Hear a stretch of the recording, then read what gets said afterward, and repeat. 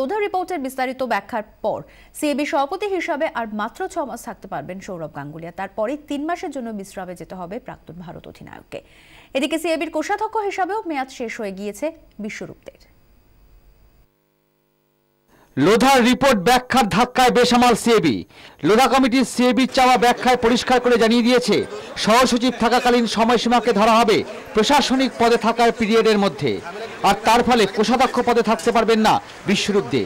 শুধু তাই নয়, লোধার বক্তব্যে বিপাকে বিশ্বরূপ দে বিরোধী শিবিরও। লোধার প্রস্তাব অনুযায়ী সিএবি সভাপতি সৌরভ গাঙ্গুলির প্রশাসনিক পদে থাকার 3 বছরের সময়সীমা শেষ হবে আর 6 মাসের মধ্যেই। অর্থাৎ সৌরভ যদি সিএবি নির্বাচনে জিতেও সভাপতি হন, তাহলেও তাকে সরে যেতে হবে জুন মাসের পর। এমনকি তিনি সেই সময়ের পর বিসিসিআইয়ের কোনো প্রশাসনিক পদেও থাকতে পারবেন না। তাকে কুলিং পিরিয়ড 3 বছর কাটিয়ে ফিরে আসতে হবে সিএবিতে। এই নিয়ে কথা বলে আইনি জটিলতা বাড়াতে চাইলেন না সিএবি সভাপতি সৌরভ গাঙ্গুলি।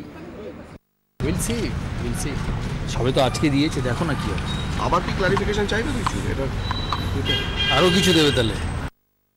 লোধা কমিটির এই ব্যাখ্যায় কার্যত ধাক্কা খেল সিএবির 2 শিবিরই। সেদিক থেকে অবশ্য অনেকটাই সুরক্ষিত যুগ্ম সচিব অভিষেক ডালমিয়া। ব্যুরো রিপোর্ট, 24 ঘন্টা।